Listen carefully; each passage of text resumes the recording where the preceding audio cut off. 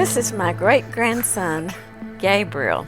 My parents told me that they've been arguing way before I was born. I looked up and I saw a police officer having my dad in cuffs. I was really confused, I was really sad, I was scared. My mom and dad was split up.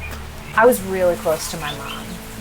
She was my best friend. I told her everything. When I was 17, my mom had just passed away from breast cancer. I would usually be the last one to be picked because people think I'm not the best. My dad passed away a couple years ago, and I felt like I needed to replace him for my little brother. I just felt a lot of abandonment and just betrayal. My dad was struggling with drugs and alcohol. I was thinking, how am I ever gonna go through life without a dad? The fear of failure, that I wasn't enough for him, was eating me inside this year. I would hear the words, "You're not good enough," or "You don't deserve to be loved by your dad," or "It was my fault." After he passed away, I started acting different. I feel like everybody has a checklist to make sure I do everything right.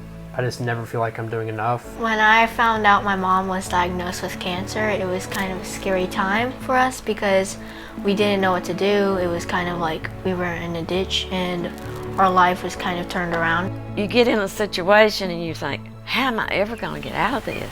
It sounds silly, but things like shopping, I don't even like shopping, but I would always take my mom.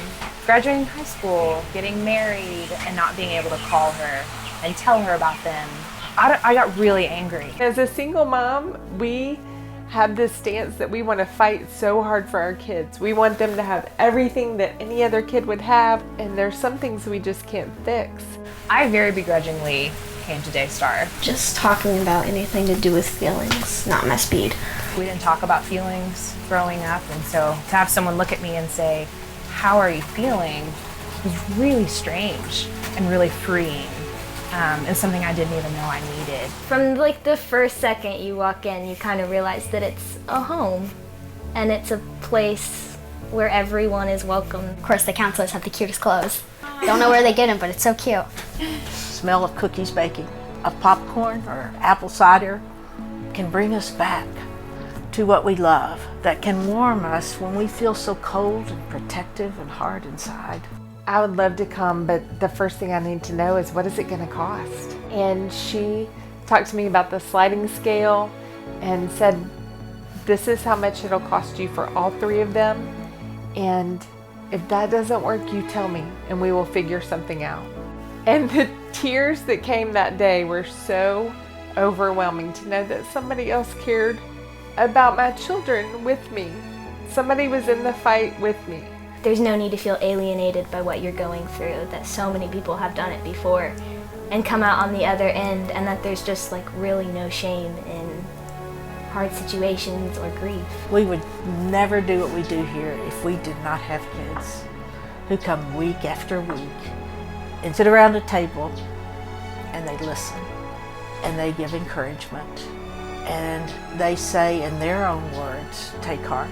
The only time I'm able to kind of let go is when I'm in a setting like this. The compassion I think I've seen them gain for their friends, for suffering friends, is remarkable. It's kind of inspired me a little bit because if Catherine can do it, then I can do it too. I mean, like you mentioned, that you only have one hand and you're swishing all the buckets. Gotcha. I guess you're just that kind of friend that's always looking out for other kids. Your words don't necessarily, I don't want you to just think your words only affect you, but they affect everyone here. And it's such a powerful way. You're just radiant and bright, and everything you say is life-giving. I love you guys. Every time I choose to believe I'm loved, I can keep going. I don't have to quit. I'm a little stronger the next day. Each time I go, I get a little bit better and better. It's changing their lives, I'm certain of it. It's changing the trajectory of who they're going to be. I seem to do so much better in school and with her. How I used to argue a lot, but I feel like that hasn't happened as much. I have more grit than I realized I did. It felt like I could help give back to other people and help them feel encouraged. What they can give in this life, in their life, is like no other. And in their uniqueness, God uses them powerfully.